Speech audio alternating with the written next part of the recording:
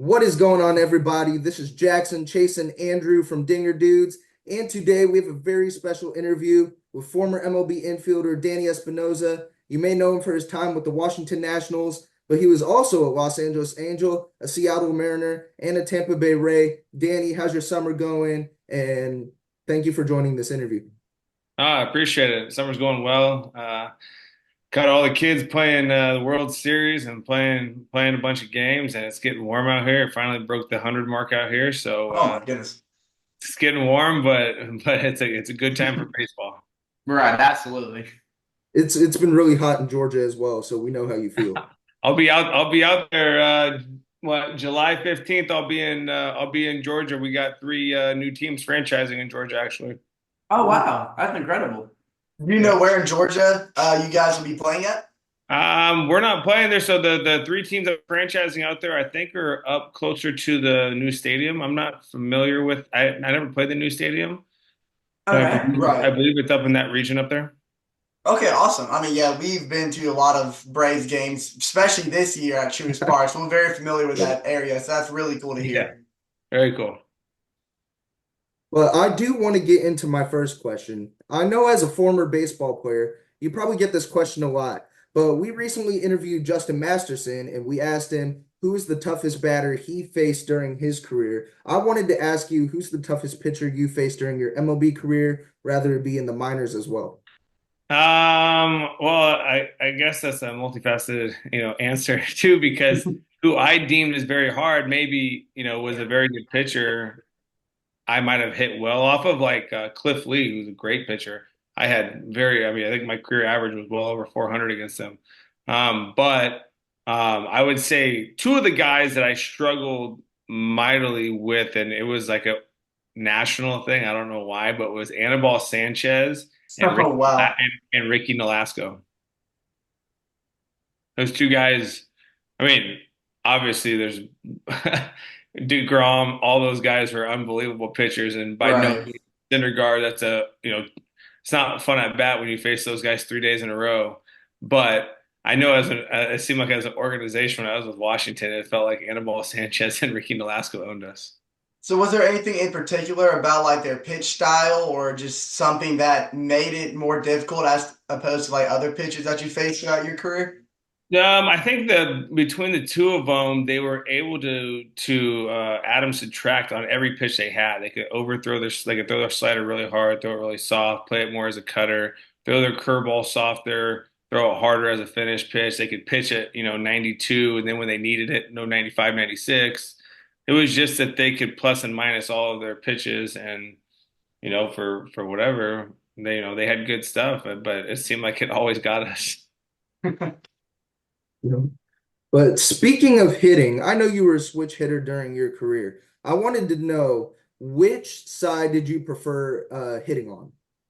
Depended on what day it was and what year it was, honestly. I don't know if at any point I ever felt great on both sides. Maybe there might have been a 2 or 3 week span where both of them really felt like I was on a roll. But I'd get into those 2 or 3 week spans where it felt like I was only hitting left-handed and I never got a right-handed at bat. And then when I went right-handed, I hadn't had a right-handed bat. It felt like in 2 or 3 weeks, or I'd only got one or two of them, and it was off, a tail end closer, guy like that. So I don't know. There were certain years that I felt really good left-handed, and certain years I felt really good right-handed. But I don't know. I think left-handed always felt natural to me. So is there something I've always been curious to ask this, especially to a switch hitter. Is there like a particular pitch type that felt more comfortable, let's say as a right-handed batter, but felt very awkward to hit as a left-handed batter? Like did the pitch types like look different coming into the plate depending on where you were standing? Kind of. I would say like right-handed sliders for me always seemed way harder, way sharper than a left-handed slider. Now, and part of that might have been is we saw more righties that had more velocity, so their sliders were harder, and that maybe that's Right. the reason why.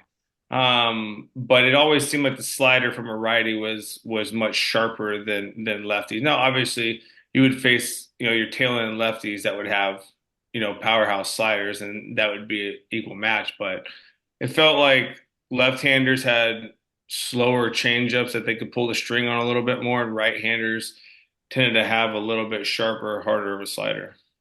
Okay, that's very interesting. I was just always, curious because I know, sometimes pitches can look different depending on where you're standing. So thank you Yeah. for that insight. Yep. And for my final question before I pass it on to my friend Chase over here, I know a lot of MLB players, World Series times, playoff times, but do you have a biggest or favorite moment in your MLB career, rather it be playoffs or your debut? Because I know that you guys made the playoffs a couple times in the early 2010s. I'm a Cardinals fan, and you guys gave me a real good scare in 2012 and those years. And these two hate on me for being a Cardinals fan, but you got to stay true to your team. But do you have a favorite MLB career moment or just career moment in general? Yeah, I would say a personal moment would be in 2016 when I won Player NL Player of the Week when I think I hit 5 or 6 home runs and had like 18 RBIs in 1 week, and that was probably as a player that was my obviously my best week, and making it to the big leagues was obviously a big moment. As a team, clinching the in 2012 our division for the first time. Nationals had never done that. I thought that was pretty special. This, it was sold out, and Washington was never sold out prior, basically to that season. It seemed like. Um, so it felt like when we clinched that, I was on a team that had never successfully, done that in that city. So to be able to be on the team that did it first, and it was funny at that same year when the Cardinals beat us in the playoffs. That felt like the worst moment of my career to that point. Um, just went from the loudest atmosphere I've ever been in my life to where you couldn't hear yourself think to you could hear a pin drop in that stadium. That's how quiet it got and how fast it got quiet. It was a great game. I wish you would have come out on top of that one, but those are probably like the biggest standouts for me. The pressure of that game, Game 5, and I mean, it was a great series. And Cardinals fans, man, that's one of my favorite cities to play, and I love playing there. The fans love the game. The fans always support all the players. What a great place, and what a great organization that they have there. And the players that play there are very lucky and fortunate to be a part of that organization. I'm glad that you say that because I know these two over here always hate on the Cardinals. But thank you so much for answering my questions. I'm going to Yeah. pass it over to Chase Jefferson.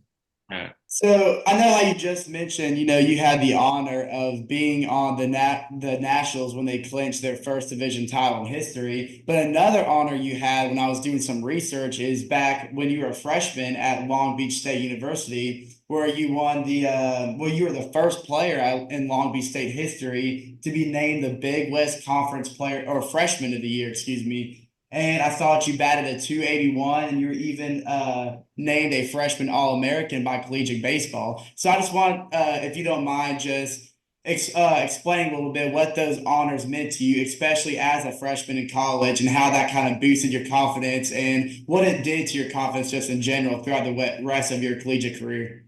Yeah, it's always a goal to in college to make those, just like it is in the big leagues, to try to be an all-star and have all that stuff. But when I made that team, I was a little bit surprised. I was in older division where there's a lot of good ball players, and Turner and all these guys were in that division. Longoria was still playing there at Long Beach, and so um, obviously I was elated. It was unbelievable to be able to make those, to have those awards. Um, but at the time, Buster Posey was the shortstop. Brandon Crawford was the same. We were all three the same grade.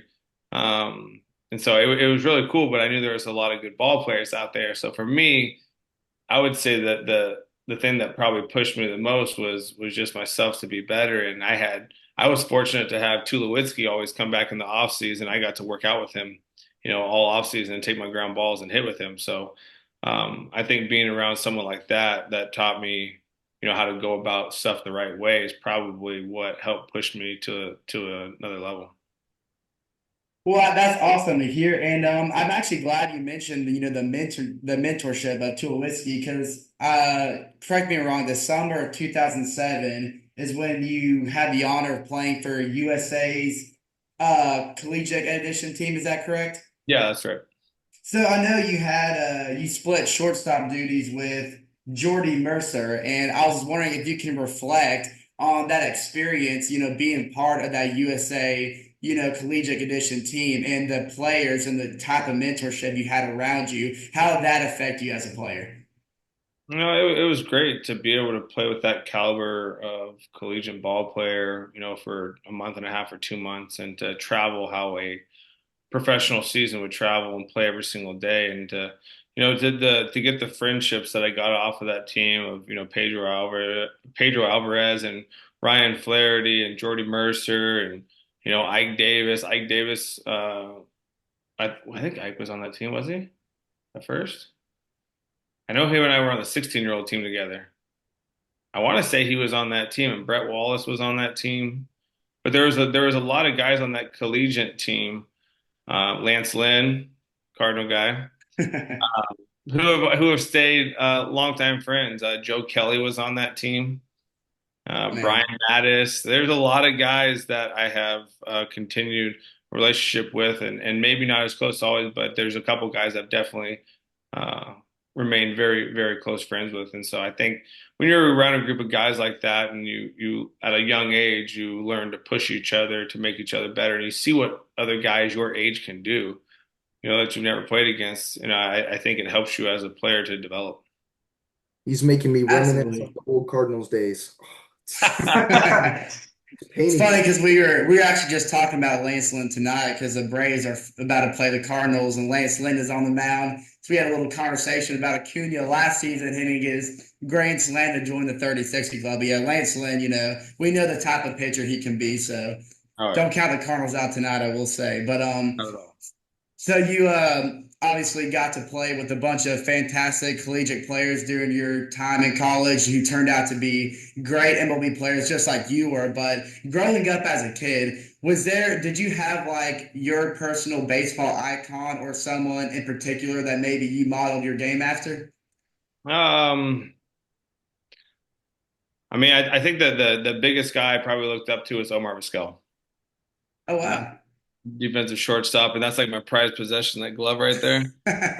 Oh, That was really? that's one of his gloves that is Oh, signed to that's my awesome. jersey with all the Gold Glove emblems and everything else on it, insignias on it. So that's probably the guy I looked up to the most. Just loved watching him play defense. It was just so fun to watch him play. Hitting was always cool to watch for me, but it was really for me, I enjoyed watching guys play defense. Absolutely, especially at the shortstop position. That's a tough position to play defense, I'm sure. But Yeah. thank you for the answering those questions for me, and I'm actually going to pass it to my twin brother Andrew of the show, and he has a couple questions for you. Yep. So, like Jackson mentioned earlier, we had the opportunity, a couple months ago to interview guys like Justin Masterson. And something that I find very interesting, and I think people don't appreciate enough about professional baseball players, is the grind to get there. Because, they do say statistically it is the hardest sport, to become pro in, because once, you get drafted, you have to go through the grind of the minor leagues, and it's just a whole ordeal, just a bunch of, personal development until you make the majors, which is a big success in and of itself. But your early minor league career, when I was doing research, and I found this, pretty amazing, and it was your time when you spent with the Potomac Nationals. Where you hit 18 home runs and 29 stolen bases, which I found fascinating because I didn't realize, how much speed you really had in between the bases. But what adjustments did you have to make, during that time as you progress through the minor league to, I guess get yourself higher in the ranks and closer to the major league level? I think what happens is that you have a certain mindset. There are certain people that, yeah, the minor leagues is a grind, but you don't look at it as a grind. And, a lot of guys will talk about it, and some of your funnest times playing baseball was probably in the minor leagues. And there are people that don't like it, and that people that make that a much more difficult thing to go through rather than just enjoying where you're at, enjoying the moment. And for me, going through that year, knowing I was going to stay in high A all year, and the organization had told me that, it was just how good can I get this year? What can I try to get better at? And I had my ups and downs, and the stolen bases. I was always able to run. when I got to the big leagues, I hit eighth in front of the pitcher, and the opportunity to run in front of the pitcher just isn't there.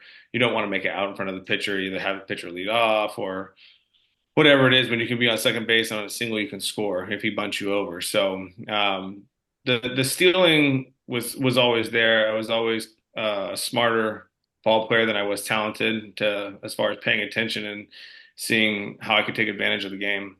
But there's adjustments all the time as a young kid going through the minor leagues, and everybody will tell you. I'm sure there's you know some ball players that are so talented it just kind of they went through it with a breeze. But you'll see even the best of the kids. You're seeing Jackson Holiday, who unbelievable talent. He's going to have an unbelievable career, but it could have just been nerves for him. You never know. It might not even Right. be an actual adjustment. It just might be nerves. So much pressure on that kid to just, put up numbers, and everyone's expecting him to be, a 400 hitter and hit 30 home runs as a kid. And, Right. for him, it might not even be a real adjustment. It just might have been, an introduction. Next time he gets called up, he's going to be perfectly fine. But, there's always something that you have to deal with, and everybody has their own things that they have to deal with in order to become a major leaguer and to stay there. Right. Well, I mean, that was a lot more in depth than I thought. I guess it really does change your perspective on, I guess, how baseball players in the minor league kind of view themselves, because it is all just a battle in your head, I guess, when it comes to that kind of thing. So once you did get drafted in the majors, you did have to make that shift from shortstop to second base once getting drafted by the Nationals. So how in particular did you handle that positional change, and what challenges did you have to face, and how did that force you to make adaptations to your game? The last week, I think, of AAA, my manager said, "Hey, they want to see you start playing a little bit of second base." And there was like a week left in AAA, so he said, start every other game. You got to play second base now. And I said, okay, so I'm playing every other game, and so I get up to the big leagues. I probably played 3 games at second base, and I was fortunate that the second baseman who was there was Adam Kennedy, and Adam is the one who I would say taught me the most about second base. Going there in AAA, it was just kind of get over there. We can work on a couple of things, but a ground ball is a ground ball. For me, it was Adam was more teaching me how to backhand feed, where I need to set up, what different things are. I knew the rotation of the ball. I was, like I said, I was a smart ball player when it came to understanding the game, but him teaching me different techniques and how to turn double plays from second base because I'd never done it. And when to throw the ball, when to backhand feed, when to underhand feed, stuff like that. So I would say Adam was probably, on the fly for me in the big leagues was my biggest help when I got there to make the adjustment to play second base. Awesome. Well, I mean, yeah, and I never knew, originally that you even had to make that defensive shift. So I'm sure, challenges were there, but I'm sure it was also really good to have an experienced mentor to kind of help you develop your game, because, 100%. that's of course that's what teammates are for. That's just kind of the amazing thing about baseball. And I guess for my final question, this is, my brother and I, huge Braves fans, always been big Braves fans. And, going to a lot of games, especially back when Bryce Harper was on the Nationals, there's just like, there's always this collective hatred for Bryce Harper, and not necessarily like he's a bad person, because, everyone knows the kind of guy he is, but it's just because, he terrorizes, the Braves, for many, many seasons. And he's doing it right now in the Phillies. And, so it's kind of, funny because, I look at it. I remember when I was very, very young, I went to a Braves and Nationals game back in Turner Field. And I remember telling my dad, I was sitting down the third base line. I was like, when Bryce Harper comes up to me, I'm going to just start booing him, because that's what all the other Braves fans were doing. But then when he came around and I was actually face to face with him, I was really just in awe, because I was like, wow, I'm really standing in front of a guy like Bryce Harper. So I want to ask a guy that's been closer to him than anybody that I've ever talked to. What was it like being around Bryce Harper throughout your career, and what are kind of some moments that you might want to speak on about that guy? I think that Major League Baseball has its sweethearts and its villains. Right. And immediately he was deemed a villain. For what reason, I don't know. But a villain in the sense of, he goes about how he doesn't need to say politically the right stuff all the time. Bryce Harper is Bryce. Right. right? Right. When we saw him come up to the big leagues, you have to understand he was still a kid. Mhm. And the mistakes that we made as 18, 19-year-olds in college or at home or whatever, he made in front of millions of people on TV. And so he's a very good kid who comes from a very good family. And I think people, when he made a mistake, judged him so hard as such a young kid. And it's almost as if they wanted him to fail, right? He was deemed, he's on ESPN as or the magazine at what, 11 or 12 years old on Mhm. Sports Illustrated. And I feel like people just almost wanted him to fail. And he had a lot of pressure to live up to this being he was supposed to be. And I think he's done an unbelievable job. I think he's conducted himself very well. And I think what he doesn't get any credit for is being such a young kid and growing up in front of the world and dealing with his mistakes and having to own up to them and as a man. And he did that as a young kid. And I'm proud to see all the success that he's had in his career. Well, Awesome. And gotcha. I was going to say, of course, Harper, I'm sure his confidence was boosted when he played, with such great teammates such as yourself. Because Yep. we remember as young Braves fans, those early 2010, that 2010 era Nationals team they were not fun teams to play. No. No, So, yeah, it was, so we know just, the team he had around him as well. I'm sure also helped boost his confidence and helped him understand, the how far he could actually take the national or just a team in general. yeah, Absolutely. very talented ball player. Yeah, and actually, the last Cardinals game I went to was 2016, I believe. It was the Cardinals versus the Nationals, and I remember this specifically. Mike Morse hit a home run that was originally called like a double, and Yep. then they called it a home run, and it made me so mad because that's the last Cardinals game I was ever able to go to. We ended Yep. up losing that game, Oh so yeah. that was unfortunate. But Mm. you know, Them Nationals, man, those teams were terrorizing, man. They're big teams, big physical teams, big arms. Right. We played in a really tough division that constantly saw all those big arms, facing New York and Atlanta and even Miami. They weren't putting up good, team numbers, but they still had just tons of pitching. They were Oh constantly yeah. good, big prospects, obviously. But as a team, Washington, I thought we were very good as a team for a good 8, 9 years. Absolutely. I did want to ask a final question before wrapping up this interview. I know you were part of the Olympic team in, I believe, 2021, correct? Yes. What was the Olympic experience like? So that year was really weird because it was the COVID Olympics. Oh yeah. Hmm. And they brought us in and they didn't make us quarantine, but we had to go through special security coming into the country. And we lived in the Olympic Village, which you weren't allowed to really leave at all. The city was shut down. There's no one driving around, nothing.